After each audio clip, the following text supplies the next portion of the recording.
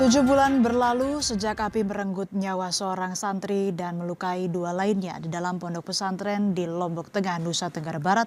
Kasus ini belum benar-benar terungkap.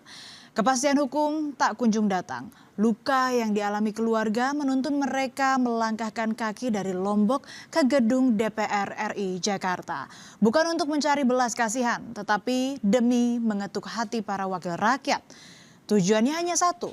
Kasus ini bisa diusut tuntas demi keadilan bagi para korban.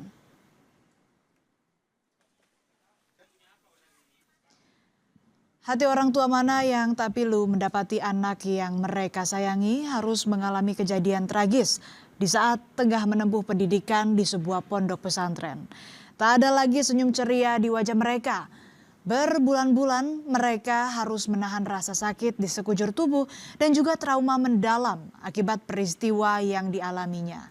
Apalagi satu di antara 3 korban meninggal dunia setelah 3 bulan menjalani pengobatan akibat luka bakar hampir 100%.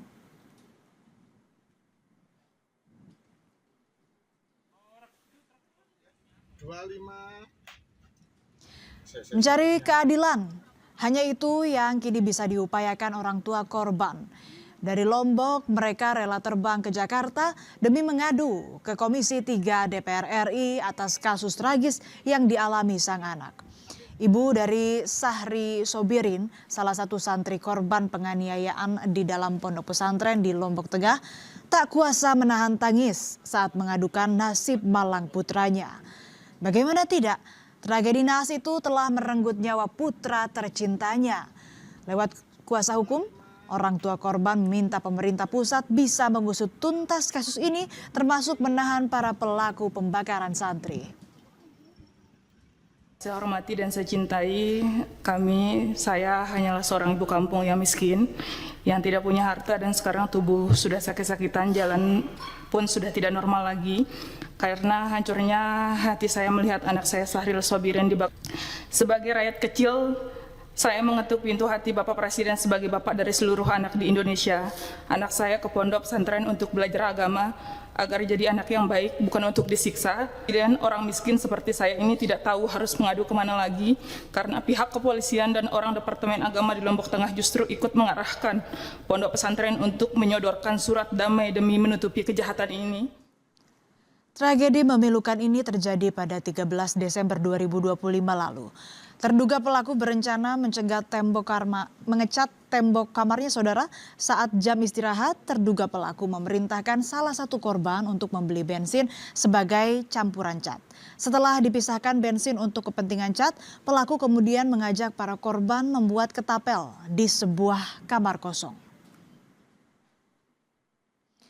Ketiga korban akhirnya berkumpul bersama pelaku di kamar kosong itu. Saat membuat ketapel itu ternyata terduga pelaku menyalakan api. Tak disangka percikan api mengenai botol yang berisi bensin. Api pun seketika membesar membuat pelaku dan korban panik. Pelaku berhasil keluar ruangan namun tidak bagi 3 korban. Mereka terjebak di dalam ruangan karena pintu yang tak bisa dibuka. Di hadapan Komisi 3 DPR RI, orang tua korban mengungkap fakta mengejutkan.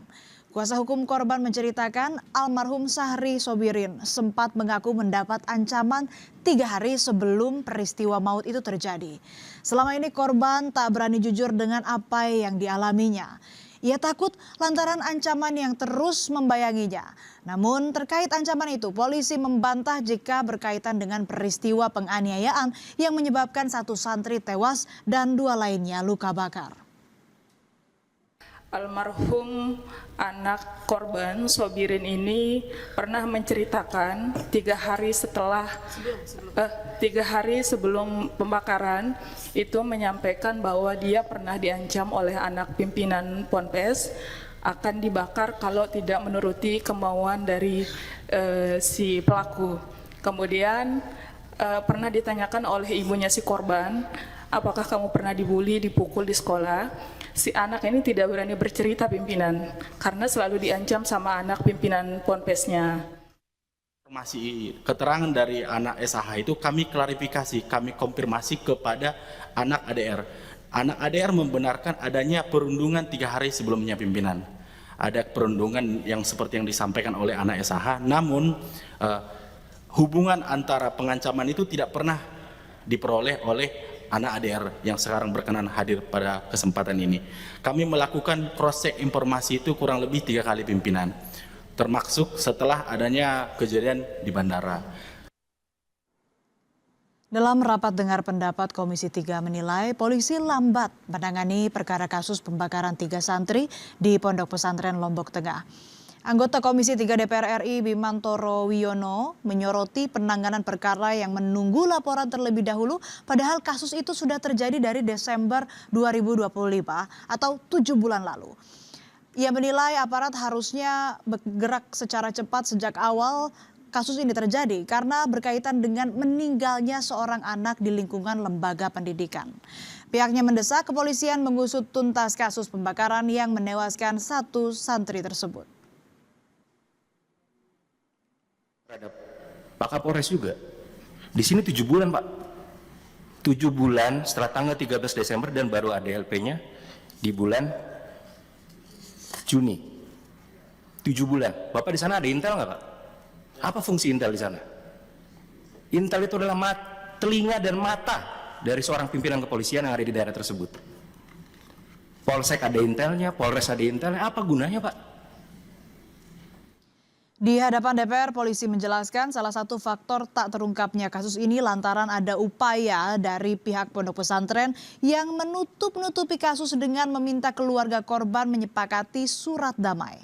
3 kali pengasuh pondok mendatangi keluarga korban dan menyodorkan surat damai dan amplop berisi uang.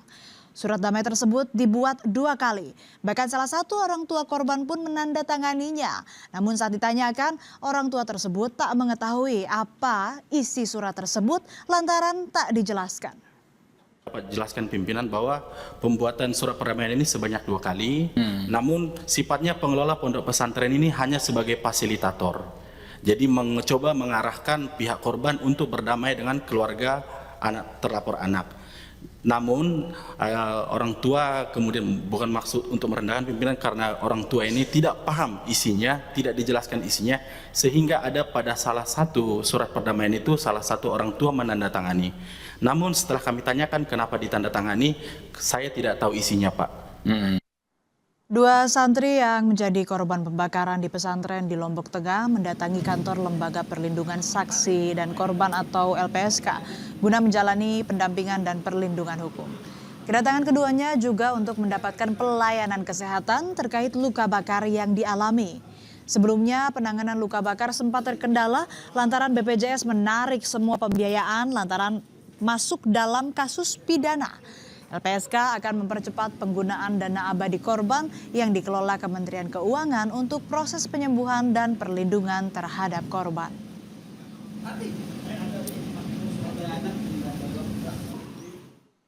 Saat ini polisi telah menetapkan 2 tersangka dalam kasus santri yang tewas di pondok pesantren di Lombok Tengah.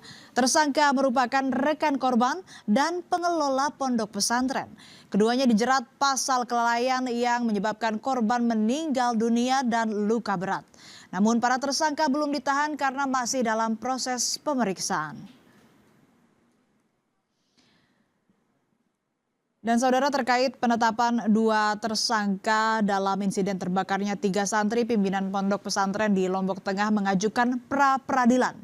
Mereka mempertanyakan penetapan tersangka yang tidak disertakan alat bukti yang relevan. Kuasa hukum pimpinan pondok pesantren juga mempertanyakan sejumlah pernyataan yang muncul dari surat orang tua korban di DPR. Pihaknya menilai pernyataan korban di DPR telah menyudutkan pimpinan pondok pesantren. Diceritakan oleh pelaku langsung itu ada di BAP. Yang diceritakan di RDP bukan oleh pelaku langsung. Kalau memang benar ada cerita seperti itu, muat di dalam BAP. Suruh si pelaku langsung yang bicara supaya bisa dinilai oleh hukum. Kalau ngomong di situ, ini lucu. Yang ngomong di BAP lain, yang ngomong di depan RDP lain. 2 hal yang berbeda. Saudara, 7 bulan menunggu bukanlah waktu yang singkat bagi orang tua yang berduka kehilangan anak tercinta. Beragam cara rela ditempuh demi memperoleh kejelasan dan keadilan. Harapannya agar kasus tragis yang menimpa anaknya bisa segera ditangani dan diusut tuntas sesuai proses hukum yang berlaku. Selain itu, yang terpenting peristiwa pilu ini tak kembali terulang di kemudian hari.